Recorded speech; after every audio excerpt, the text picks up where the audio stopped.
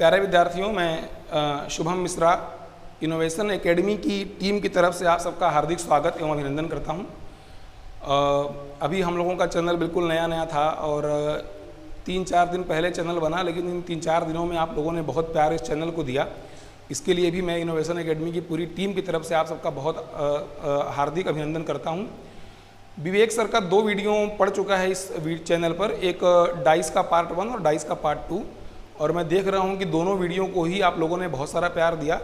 अभी डाइस ख़त्म नहीं हुआ है, इसके आगे डाइस 3, डाइस 4 और जितना भी डाइस का अलग अलग आप कह सकते हैं कि टॉपिक वाइज क्वेश्चंस आते हैं, विवेक सर सारे वीडियो डालेंगे। वो अलग से वीडियो पढ़ रहा है, वो अलग चीज़ है, रीजनिंग अलग है। आज से आपको मैथ्स का वीडियो मिलना शुरू हो रहा है और ये मैथ्स का पहला वीडियो है। और ऑनलाइन क्लासेस, चूँकि भाई मैं अभी आपको मैथ्स शुरू करने जा रहा हूँ, तो ऐसा भी नहीं है कि ये सिर्फ वीडियो तब तक के लिए है जब तक ऑफलाइन क्लासेस नहीं चल रही हैं। अब ऑफलाइन क्लासेस शुरू हो जाएंगी जब गवर्नमेंट की तरफ से आदेश आ जाएगा कि ऑफलाइन क्लासेस चल सकती हैं, तो वो तो जिस क्रम में चलता था वो चलता ही रहेगा। इसके अलावा ये जो चैनल अब शुरू हुआ है, ये ऑनलाइन भी पढ़ाई भी अब इनोवेशन एकेडमी कंटिन्यू करवाती रहेगी। तो आप ये ना सोचें, आप चैनल को सब्सक्राइब कर लें और आप इस बात को भी ध्यान में रखें कि ये लॉन्ग टर्म के लिए एक चैनल बना हुआ है, जो कि आपको आज कल आने वाले 2-3 साल, 4 साल, 5 साल जब तक चल सकता है, भगवान चाहेंगे तब तक चलता रहेगा। और इसलिए मैं पहले ही आप लोगों से ये निवेदन करता हूँ कि आप इस चैनल को सब्सक्राइब कर लें और बेल आइकॉन को दबा दें, ताकि जब भी मैं इसके आगे कोई वीडियो डालूँ या हमारी टीम के कोई और टीचर अपना वीडियो डालें तो आपको नोटिफिकेशन मिल जाए कि हाँ अब ये वीडियो आ चुका है। अब मैं आपका ज़्यादा समय नहीं लूँगा। इस कोरोना के काल में बहुत सारा नुकसान हम लोगों का हुआ। आप देख सकते हैं कि मार्च से ही पढ़ाई बाधित है। क्लासेस जो हैं वो चली थी फरवरी तक, उसके बाद मार्च से अब अगस्त आ गया, 6 महीने पढ़ाई पूरी तरह से बाधित हो गया। आने वाले समय में हम देख रहे हैं कि ऐसा नोटिफिकेशन आ रहा है कि बहुत सारे एग्जामिनेशंस ऐसे हैं जो कंडक्ट होने वाले हैं, जैसे कि एनटीपीसी का रुका हुआ एग्ज़ाम उम्मीद है कि अगले साल 2021 तक हो जाएगा, अगर कोरोना से ज़्यादा प्रभावित अब हम लोग न रहें तो। इसके अलावा आप देख रहे हैं कि यूपी पुलिस में तकरीबन 13,000 भर्तियाँ, इनकी घोषणा भी सरकार ने कर दी है। अगर सब कुछ ठीक रहा तो 1-2 महीने में इसकी वैकेंसीज भी आ जाएंगी। बहुत जल्दी लेखपाल की भी वैकेंसी आने वाली है, और लेखपाल की वैकेंसी अगर आ गई तो मुझे लगता है कि उसका एग्ज़ाम कराने में अधिक समय नहीं लिया जाएगा, क्योंकि लेखपाल के पदों पर बहुत सारी रिक्तियाँ पिछले काफ़ी समय से चलती आई हैं, जिनको पूरा करना बहुत आवश्यक हो गया है सरकार के लिए भी। तो इन सब बातों को ध्यान में रखते हुए हम लोगों ने यह सोचा है कि अब ऑफलाइन पढ़ाई जब तक रुकी है कोई बात नहीं, आप लोगों का नुकसान नहीं होना चाहिए। इनोवेशन एकेडमी इसके लिए पूरी तरह से संकल्पित है। और अब मैं आपको पहला चैप्टर शुरू करने जा रहा हूँ अर्थमेटिक का। मैं पहले अर्थमेटिक को ठीक से ख़त्म करूँगा, अर्थमेटिक ख़त्म करने के बाद फिर मैं एडवांस मैथ भी शुरू कर दूँगा। और मैं आपको बता दूँ, एडवांस मैथ में इस लॉकडाउन में मैंने बहुत सारे नए प्रोसेस वगैरह अपने से निकाले हैं, जो मैं आपको बताऊँगा, जिससे क्या होगा कि अभी मार्केट में बहुत सारे टीचर्स जो पुराने मेथड से क्वेश्चन को करा रहे हैं, हालांकि वो भी बड़ा अच्छा मेथड है, वो तो आप जानते ही हैं, लेकिन अब आपको कुछ नए तरीक़ों से भी क्वेश्चन को करने को मैं सिखाऊँगा, जिससे आपकी आगे मदद मिलेगी। फिलहाल में आइए शुरू करते हैं अर्थमेटिक का अपना पहला चैप्टर, जिसका नाम है साधारण ब्याज, जिसको कि हम इंग्लिश में बोलते हैं सिंपल इंटरेस्ट। तो साधारण ब्याज या सिंपल इंटरेस्ट, मैं यहीं से चैनल को शुरू कर रहा हूँ, यहीं से वीडियो को भी शुरू कर रहा हूँ। अब इसी के साथ धीरे धीरे हम लोग आगे बढ़ते रहेंगे और पूरा का पूरा अर्थमेटिक और एडवांस इस चैनल पे मैं आपको क्रमिक रूप से ख़त्म कर दूंगा। ये मैं आपसे अपना वादा एक तरह से करता हूँ, जो कि इस कड़ी से शुरुआत में कर रहा हूँ। अब आप समझें, चूँकि चैप्टर का नाम है साधारण ब्याज, तो हमें समझना पड़ेगा कि ब्याज का मतलब क्या है, किन किन परिस्थितियों में ब्याज लिया जाता है, किन किन परिस्थितियों में ब्याज दिया जाता है। तो आपको मैं एक छोटा सा जनरल उदाहरण दे रहा हूँ, जो बहुत मदद करेगा आपको ब्याज के कंसेप्ट को समझने में। जैसे मान लीजिए इस समय लॉकडाउन का समय चल रहा है, बहुत सारे लोगों को आर्थिक समस्याएं हो गई हैं। मान लीजिए कि किसी व्यक्ति ने, मेरे किसी मित्र ने मुझसे ये कहा कि भाई शुभम देखो, मुझको 1,000 रुपयों की सख्त ज़रूरत आ गई है, लॉकडाउन की वजह से मुझे बहुत समस्याएं हो गई हैं, इसलिए मैं चाहता हूं कि तुम मुझको 1,000 रुपये उधार के रूप में दे दो। तो अब वो मेरा मित्र है, मैं उसको मना भी नहीं कर सकता। तो उसने मुझसे कहा कि भाई मुझको 1,000 रुपये की ज़रूरत है उधार के रूप में। तो मैंने कहा ठीक है भाई, अगर तुमको मुझसे 1,000 रुपये की ज़रूरत है तो तुम ये 1,000 रुपये मुझसे लेकर जाओ, मुझे कोई प्रॉब्लम नहीं है, लेकिन ये बताओ कि तुम ये पैसे मुझको वापस कब करोगे। उसने कहा देखो भाई, मैं तुमको 2 साल के बाद, 2 वर्ष के बाद तुमको मैं तुम्हारे पैसे वापस कर दूंगा। मैंने बोला ठीक है, मुझे कोई दिक्कत नहीं, तुम 1000 रुपये मुझसे उधार लेकर के जाओ और मैं तुमको ये पैसे 2 साल के लिए दे रहा हूँ, 2 साल आराम से अपने पास रखो, तुमको जहाँ भी इन्वेस्ट करना है इन्वेस्ट करो, लेकिन मैं ये उम्मीद करता हूँ कि 2 साल के बाद तुम मुझको मेरे पैसे ला करके वापस कर दोगे। इतना तो ठीक है, लेकिन इसके आगे मैंने उससे एक और शर्त भी रख दी, इसको आप समझें। मैंने उससे कहा देखो, मैं तुमको 1000 रुपये दे रहा हूँ अपनी तरफ से और मैं तुमको ये पैसे दे रहा हूँ 2 साल के लिए। मेरा 1000 रुपये 2 साल तक तुम्हारे पास रहेगा, तुम्हारी जो भी इस समय आर्थिक समस्याएं हैं उससे तुमको कुछ हद तक तुमको मुक्ति मिल जाएगी, तुमको समाधान मिल जाएगा, तुम मेरे पैसे का 2 साल तक यूज भी करोगे, सब कुछ तो ठीक है। अब मेरा 1000 रुपया तुम 2 साल तक अपने पास लेकर जा रहे हो, तुम अपनी समस्याओं को दूर कर रहे हो, सब कुछ तुम्हारा फायदा हो रहा है, लेकिन इस 1000 रुपये को तुम्हें देने पर मुझे क्या फ़ायदा होगा? तो मुझे भी कुछ फ़ायदा चाहिए। उसने मुझसे पूछा बताओ भाई तुम्हें क्या फ़ायदा चाहिए? मैंने कहा तुम 1000 रुपये मुझसे 2 साल के लिए लेकर जाओ, लेकिन मेरी एक शर्त है। मेरी शर्त यह है कि मैं तुमसे बदले में 10% वार्षिक, मैं तुमसे बदले में 10% वार्षिक रूप से ब्याज लूँगा। यहीं से हमारा दोस्तों कंसेप्ट शुरू होता है ब्याज का। इसको आप ध्यान से समझें। जैसे ही मैं अपने दोस्त से कहता हूँ कि तुम 1000 रुपये 2 साल के लिए लेकर जाओ, लेकिन इसके बदले में मैं तुमसे 10% वार्षिक ब्याज लूँगा, तो जरा आप समझें इसका मतलब क्या है। देखिए, ये जो 10% वार्षिक ब्याज मैं उससे लेने के लिए बोल रहा हूँ, इसको हम लोग बोलते हैं ब्याज की दर। तो अगर मैं इस अपने दोस्त को साधारण भाषा में कहूँ तो मैं ये कहूँगा कि देखो, मैं तुमको 1000 रुपये 2 साल के लिए दे रहा हूँ, लेकिन मेरी तुमसे शर्त ये है कि मैं तुमसे 10% वार्षिक रूप से ब्याज की दर भी लूँगा। तो अब देखिए दर होता क्या है, आप ध्यान से इस बात को समझिएगा कि दर का कंसेप्ट क्या है, दर होता क्या है। देखिए, दर का मतलब है कि 100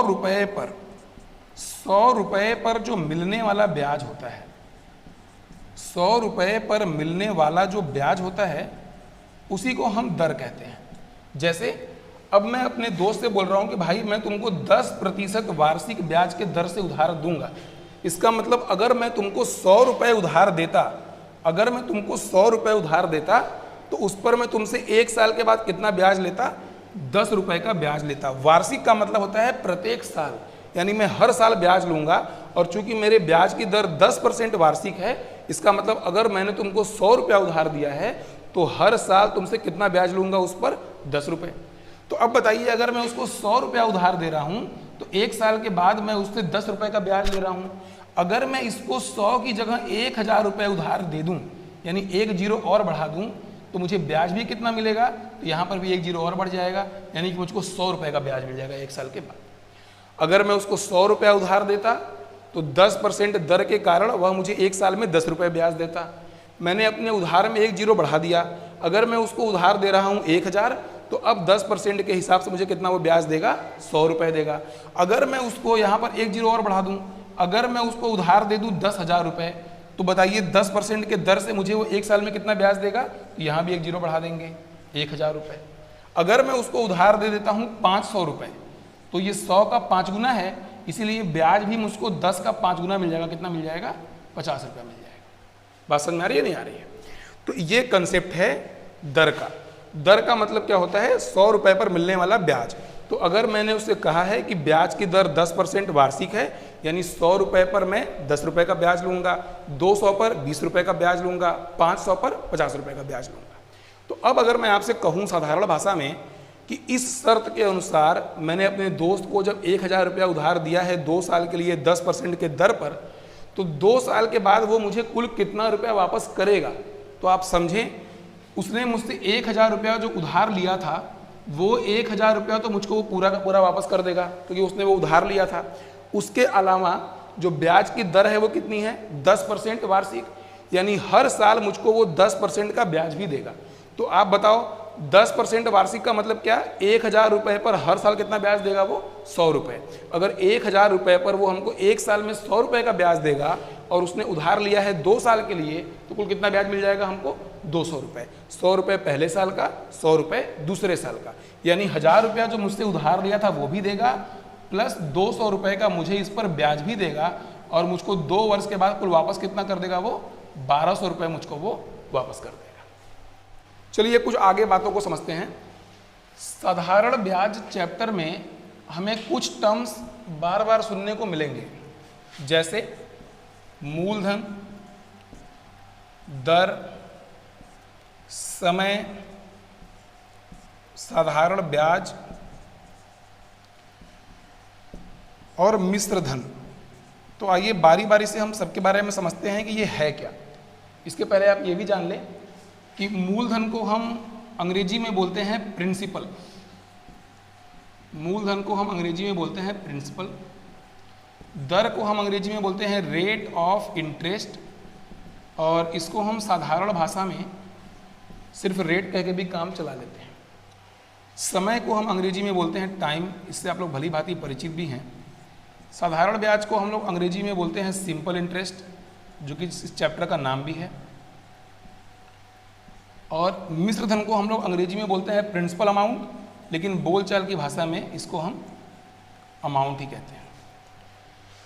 अब आप जरा समझें कि मूलधन, दर, समय, साधारण ब्याज और मिश्र धन होता क्या है। तो देखिए, जो भी राशि किसी को उधार दी जाती है या किसी से उधार ली जाती है वो होता है मूलधन। जैसे कि पिछले वाले उदाहरण में मैंने अपने दोस्त को 1000 रुपया उधार दिया, यानी उस केस में जो 1000 रुपया था वो हमारा मूलधन था। जो भी राशि हम किसी को उधार देंगे वो मूलधन कहलाएगा। दूसरी बात, दर क्या है। तो भाई हम अपने दिए गए पैसे पर जिस प्रतिशत से पैसे एक्स्ट्रा लेते हैं, ब्याज के रूप में हम जितना परसेंट एक्स्ट्रा पैसा लेते हैं उसी को हम बोलते हैं दर। जैसे कि पिछले वाले प्रश्न में जो ब्याज का दर था वो कितना था, 10%। तो जैसा कि मैंने आपसे पहले भी कहा कि दर का मतलब है कि 100 रुपये पर मिलने वाला ब्याज। तो अगर ब्याज की दर 10% है, इसका मतलब अगर मैं 100 रुपया उधार दूंगा तो मुझको बदले में 10 रुपया ब्याज मिलेगा। तो अगर मैंने यहाँ पर 1000 रुपया उधार दिया था तो मुझे कितना ब्याज मिलना चाहिए, 100 पर 10, तो 1000 पे 100 मिलना चाहिए था। दूसरी बात, समय।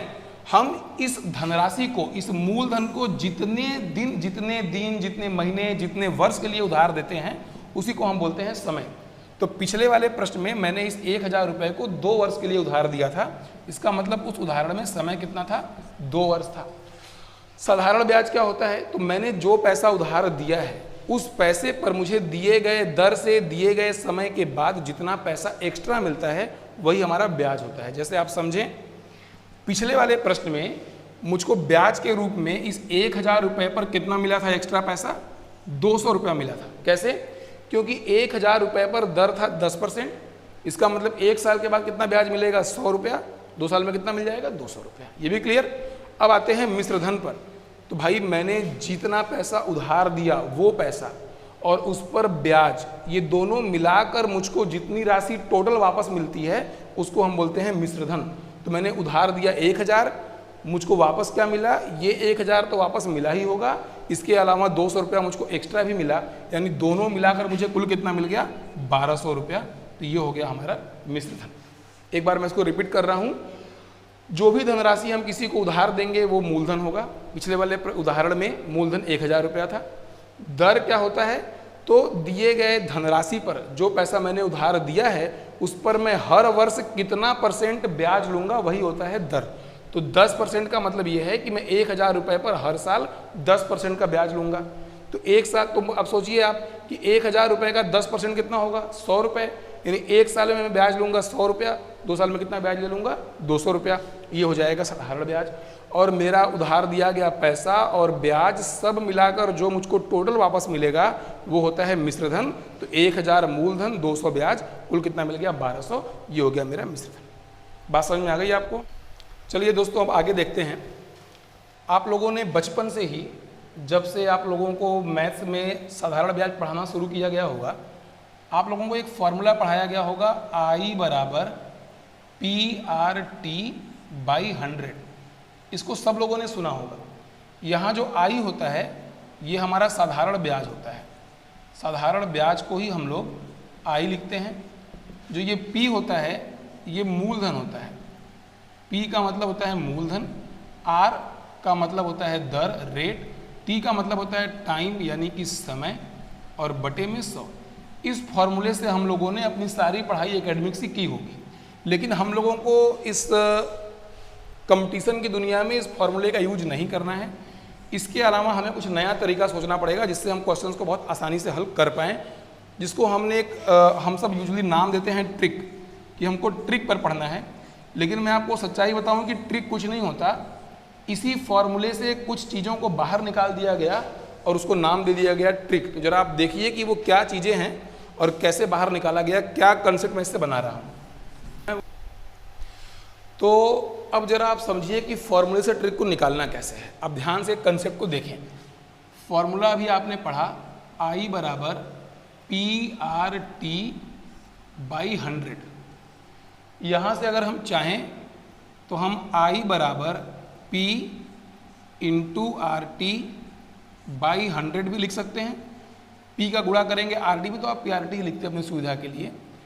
I बराबर P इंटू, ये जो इंटू का निशान है इसको हम का बोलते हैं। आप लोगों ने पढ़ा भी होगा कि का मतलब गुणा, यानी जहाँ पर गुणा है वहाँ पे आप का बोल सकते हैं। अब ये हो गया RT बाई 100। अब जरा आप यहाँ साइड में एक बात को समझें। 20% को हम लोग क्या लिखते हैं भाई, 20/100। 10% को हम लोग क्या लिखते हैं, 10/100। यानी अगर किसी संख्या के बटे में 100 है तो आप क्या करिए, सिंपली उस संख्या के आगे परसेंट लगा दीजिए। तो अब आप यहाँ पर देखें I बराबर P का, जैसे यहाँ पर 20 के बटे में 100 था तो 20% लिख दिया गया, 10 के बटे में 100 है तो 10% लिख दिया गया। तो RT के बटे में 100 है तो हम क्या कर सकते हैं, RT% भी लिख सकते हैं। बस यही हमारा एक सिंपल सा कंसेप्ट, इसको आप ट्रिक कहिए, कंसेप्ट कहिए। पूरा का पूरा साधारण ब्याज चैप्टर मैं आपको सिर्फ इस एक लाइन पे खत्म करवा दूंगा। किसी भी क्वेश्चन में आपको फॉर्मूले का यूज नहीं करना पड़ेगा, न तो आपको लंबा चौड़ा एक क्वेश्चन सॉल्व करना पड़ेगा। हर क्वेश्चन 2-3 स्टेप में मैं खत्म करवा दूंगा, सिर्फ इस एक सिंपल स्टेप पर कि किसी भी क्वेश्चन में जो साधारण ब्याज होता है वो P का RT% होता है। अच्छा, P का मतलब क्या, मूलधन, यानी जो ब्याज है वो मूलधन का RT% होता है। अब जब मैं ये आपसे कह रहा हूँ कि किसी भी क्वेश्चन में जो साधारण ब्याज होता है वो मूलधन का RT% होता है, तो शायद आप में से बहुत सारे लोगों को ये बात समझ में नहीं आ रही होगी, क्योंकि ये मैथमेटिकल फॉर्म में लिखा है। मैं आपको एक एग्जाम्पल दिखाऊंगा तो आप इसका मतलब बहुत ही अच्छे तरीके से समझ जाएंगे। देखिए कैसे।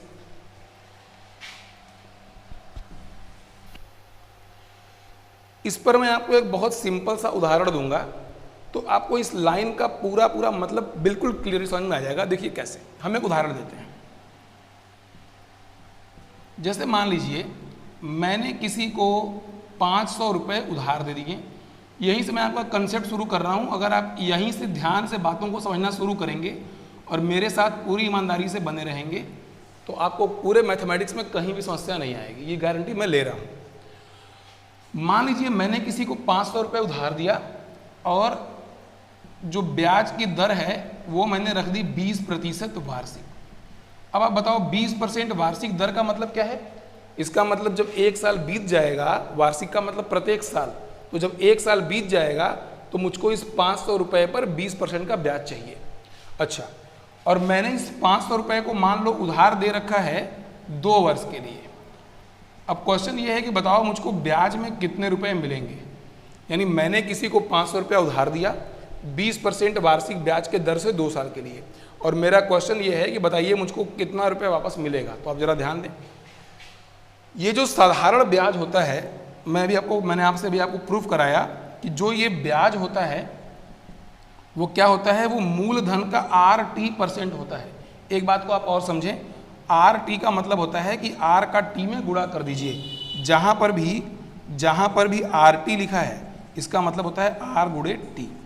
तो अब देखिए मुझको क्या बताना है क्वेश्चन में कि ब्याज कितना मिलेगा। ब्याज क्या होता है, मूलधन का RT% होता है। तो अब आप जरा देखो, पहले मैं निकालता हूं RT का मतलब क्या है। RT का मतलब R गुणे T, तो R है 20 और T कितना है 2। तो बताओ RT का मतलब क्या, R गुणे T, तो R गुणे T कितना हो जाएगा, 20 गुणे 2 कितना आएगा 40। तो RT% का मतलब क्या हो गया 40%। किसका 40%, P का। P मतलब कितना है 500। यानी जो मुझको ब्याज मिलेगा ये 500 रुपये का 40% मिलेगा। और आप देखो 500, आप जानते हैं का मतलब गुणा और 40% का मतलब हो गया 40/100। अगर कभी भी परसेंट लिखा है तो जिस संख्या के आगे परसेंट लिखा है उसके बटे में 100 लिख दो। अब क्या होगा, देखो यहाँ से 2 0 कट जाएगा, ये हो गया 50 गुणे 4। तो जब आप 50 का गुणा करेंगे 4 में तो कितना आएगा, 200, यानी मुझको ब्याज के रूप में 200 रुपये प्राप्त हो जाएंगे। बहुत सिंपल सा कंसेप्ट है। आप जब प्रैक्टिस करना शुरू कर देंगे, 2 4 10 क्वेश्चन लगा देंगे तो ये मुँह जबानी हो जाएगा। कैसे? आपको सिर्फ इतना कंसेप्ट रहेगा कि जो ब्याज होता है वो मूलधन का RT% होता है। RT मतलब क्या, देखो यहाँ पे ब्याज का मतलब मूलधन का RT%। RT मतलब क्या, R गुणे T। तो R है भाई 20, T है 2, तो RT कितना हो गया, 20 दूनी 40%, यानी 500 का 40%। अब 500 का मतलब गुणा 40%, 40/100 कितना रुपया, 200 रुपया आपको ब्याज के रूप में मिल जाएगा। क्लियर है ये बात? अब देखिए, तो अब आपको समझ में आ गया होगा भाई कि जो साधारण ब्याज होता है ये मूलधन का RT% होता है। तो मैं आपको इस पर एक और, आपके समझने के लिए आपको एक और एग्जाम्पल करा रहा हूँ, इसको भी आप समझें। मान लीजिए कि मूलधन है 1500 रुपया, इसका मतलब मैंने किसी को 1500 रुपये उधार दे दिया। समय है मान लीजिए कि 3 वर्ष, यानी कि मैंने इस 1500 रुपये को 3 साल के लिए उसको उधार दिया है। बदले में मेरी शर्त क्या है कि मैं उससे हर वर्ष 10% के दर से ब्याज लूंगा, यानी कि मैं जो उसको 1500 रुपया दे रहा हूं, इस 1500 रुपये पर मैं उससे हर साल 10% का ब्याज लूंगा। तो प्रश्न ये है कि बताइए मुझको वो 3 साल के बाद ब्याज के रूप में कितने पैसे वापस करेगा, मुझको ब्याज कितना देगा। तो अभी सिंपल सी बात ये है, मैंने अभी आपको बताया कि जो साधारण ब्याज होता है ये मूलधन का RT% होता है। जो साधारण ब्याज होता है ये मूलधन का RT% होता है। और मैंने आपसे ये भी कहा कि RT का मतलब होता है R का गुणा T में करना है। तो अब आप बताओ, R की वैल्यू है 10, T की वैल्यू है 3।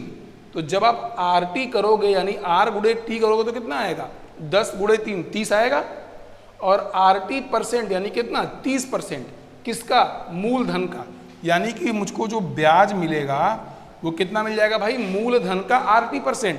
R का मतलब 10, T का मतलब 3, RT कितना हो गया, 10 तरीके 30%। यानी मुझको मूलधन का यानी 1500 का, मुझको 1500 का मतलब गुणा 1500 का RT कितना आ रहा है, 30%। मुझको 1500 का 30% यानी बटे में 100, इतना मिलेगा ब्याज। 2 0 कट गया, यहाँ से 15 गुणे 3 करोगे तो कितना आएगा, 45, और 1 0 ये भी है, यानी कि मुझको ब्याज के रूप में 450 रुपये मिल जाए। आया बात समझ में? चलिए, अब मैंने आपको जो भी पढ़ाया इस पर मैं आपको 5 एग्जाम्पल दे रहा हूँ, ये आप अभी खुद से ट्राई करें। देखिए, पहला क्वेश्चन और दूसरा क्वेश्चन, तीसरा क्वेश्चन, चौथा क्वेश्चन, पांचवा क्वेश्चन। मूलधन पहले केस में 500 रुपये, दूसरे केस में 800 रुपये, तीसरे केस में 2500 रुपये, चौथे केस में 1200 रुपये, पांचवें केस में 1000 रुपये। ब्याज की दर पहले केस में 2% वार्षिक, दूसरे क्वेश्चन में 4% वार्षिक, तीसरे क्वेश्चन में 5% वार्षिक, चौथे क्वेश्चन में 12.5% वार्षिक और पांचवें क्वेश्चन में 20% वार्षिक। समय जो है ये पहले क्वेश्चन में 5 वर्ष के लिए उधार दिया गया, दूसरे क्वेश्चन में 3 वर्ष के लिए उधार दिया गया, इस क्वेश्चन में 2.5 वर्ष के लिए उधार दिया गया, इस क्वेश्चन में 2 वर्ष के लिए उधार दिया गया, और इस क्वेश्चन में चलो मान लो आप 4.5 वर्ष के लिए उधार दिया गया। अब आपको इन पांचों क्वेश्चंस में बताना है कि ब्याज के रूप में कितने कितने रुपए प्राप्त होंगे। आप इसको भी तुरंत ट्राई करें, फिर मैं आपको ये बताता हूँ। आइए देखते हैं। अब आप लोगों ने बनाया होगा, मैं बस मिलवा दे रहा हूँ कि आपका सही है या गलत है। देखो पहला क्वेश्चन देखो, तो मैंने आपसे देखो एक बात तुम समझना है इस बात को जरा सा, कि मैंने आपको मोटा मोटी इतना कह दिया है कि जो ब्याज होता है ये मूलधन का RT% होता है, और RT का मतलब है R का गुणा आपको T में कर देना है, उतना परसेंट निकाल देना है। अब देखो पहले क्वेश्चन में R है 2, T है 5, जरा ये बताओ कि RT कितना आएगा, 2 गुणे 5 10% आएगा, और वो RT% किसका, P का RT%, यानी 10% कितने रुपए का, 500 रुपए का। तो अब जरा आप बताओ कि 500 का मतलब गुणा 500 का 10% यानी कि 10/100। तो आप देखो 20 कट जाएगा, 50 गुणे 1 कितना आएगा 50, यानी पहले केस में आपको ब्याज के रूप में 50 रुपये प्राप्त होंगे। सही है। दूसरे क्वेश्चन पे आ जाओ। देखो यहाँ पर R है 4%, T है 3 वर्ष। तो अब बताओ, अभी आपने पढ़ा है कि ब्याज का मतलब क्या, मूलधन का RT%। RT% का मतलब R का गुणा T में करो, तो 4 का गुणा करो 3 में कितना आएगा 12%। 12% किसका, मूलधन का, यानी 800 रुपए का। तो अब बताओ भैया 800 रुपए का 12% कितना होगा। तो 20 यहाँ भी कट जाएगा, 12×8 96, यानी आपको ब्याज में 96 रुपया 96 रुपीज़ आपको ब्याज के रूप में प्राप्त हो जाएगा। सही है। तीसरे क्वेश्चन पे आते हैं। यहाँ देखो R का मान है 5 और T का मान है 2.5। अब बताओ ब्याज मुझे चाहिए, और ब्याज क्या होता है, मूलधन का RT% होता है। RT का मतलब क्या, R का गुणा T में कर दो। तो अब बताओ, मैं देखो तुमको एक, चूंकि यहाँ पर एक भिन्न आ गया है, फ्रैक्शन आ गया है, तो मैं आपको पूरा सॉल्व करके दिखा रहा हूँ। आप जानते हैं कि ब्याज का मतलब होता है मूलधन का, ध्यान से आप बात को समझिएगा, मूलधन का RT%। तो अब पहले तुम समझो कि RT% निकलेगा कैसे। तो RT का मतलब होता है R का T में गुणा कर दो। R है 5 और इसका गुणा करना है T में, तो T कितना है 2.5, इतना %। और आप देखो, अब देखिए RT% बराबर 5 गुणे, जब भी ऐसा मिले इसका इसमें गुणा करके ये जोड़ना है। हर बार यही करते हैं मिक्स्ड फ्रैक्शन में, इसका इसमें गुणा करके ये जोड़ देते हैं, 2 दूनी 4 और 1 5, और बटे वाले को वैसे ही उतार देते हैं, और आगे %, यानी कितना हो गया 5 गुणे 5 25/2%, यानी हमारा RT% का वैल्यू कितना आ गया 25/2%। अब आप जानते हैं ब्याज कितना मिलता है, मूलधन का RT%। जरा देखो इसको, यहाँ पर मूलधन हमारा कितना है 2500 का मतलब गुणा, और कितना RT% कितना है 25/2, 25/2, और % जब भी लिखा हो तो नीचे में 100 से गुणा कर देना चाहिए। तो यहाँ से 20 कट जाएगा, ये हो गया 25 गुणे 25 करेंगे तो कितना आएगा 625, और बटे में कितना है 2, यानी अब आप इसको हल कर लो, 2 3 6, यहाँ पे खत्म हो जाएगा, 2 1 कम 2, और यहाँ पे देखो 2 दूनी 4, 2 5 10, यानी कि 312 रुपया 50 पैसा आपको मिल जाएगा यहाँ पर ब्याज के रूप में। ये आपका ये क्वेश्चन हो गया। अब आते हैं इस क्वेश्चन पर। मूलधन है 1200, दर है 12.5%, समय है 2 वर्ष। तो अभी आप बताओ यहाँ ब्याज कितना मिलेगा। तो ब्याज का मतलब क्या, RT%। तो R है 12.5, T है 2, तो 12.5 गुणे 2 कितना होगा, 12.5 का दोगुना कितना होता है 25, 12.5 का दोगुना कितना होता है 25, यानी कि हमको 25% ब्याज मिलेगा। कितने रुपए पर, 1200 पर। तो जरा आप देखो 1200 का 25% यानी कि बटे में 100, 20 काट दो, और यहाँ से आपको हो गया 25 गुणे 12, तो 25 दूनी 50, 0 5, और 25 से कम 25 5 30, यहाँ आपको कितना मिल जाएगा ब्याज के रूप में 300 रुपया। और आखिरी क्वेश्चन देखो, यहाँ पर दर है 20%, समय है 4.5, तो ब्याज कितना होता है RT%। फिर वही बात है, R का मतलब 20 और T का मतलब 4.5, यानी 4 दूनी 8 1 9 बटे 2%। तो यहाँ से 2 से 20 कटा 10 बार में, और 10 गुणे 9 कितना 90%। तो अब RT% की वैल्यू कितनी आ गई 90%, किसका, P का, मूलधन का। तो 1000 रुपये का 90% आप निकाल लो। तो भाई 1000 का मतलब गुणा, और 90% का मतलब 90/100, 20 काट दो, 90 गुणे 10 कितना हो जाएगा 900, ये आपको मिल जाएगा ब्याज के रूप में। तो भाई अब ये 5 क्वेश्चन मैंने हल कर दिया है। आपको क्या करना है, आप इन सबको आपने हल किया होगा, आप मिला लीजिए आपका इन 5 में से कितना क्वेश्चन सही है। किसी का 5 सही होगा, किसी का 4 3 होगा। आप कमेंट में मुझको इसके बारे में जानकारी दें, आपने कितना सही किया है। ये हमारा पार्ट 1 है। अब इसके बाद कल हम लोग फिर मिलेंगे पार्ट 2 के साथ, तो इसके आगे का फिर हम लोग क्वेश्चंस देखेंगे। धन्यवाद। हमारे चैनल को लाइक जरूर करना है। आप सबको अगर समझ में आए, अच्छा लगे, और अगर आपको लगता है कि ये चैनल बाकी लोगों के पास पहुंचना चाहिए, आप चैनल को शेयर करिए, सब्सक्राइब करिए, और बेल आइकन को भी चालू कर दीजिए, ताकि जब भी हम नया वीडियो डालें आपको नोटिफिकेशन से मिल जाए। Thank you very much.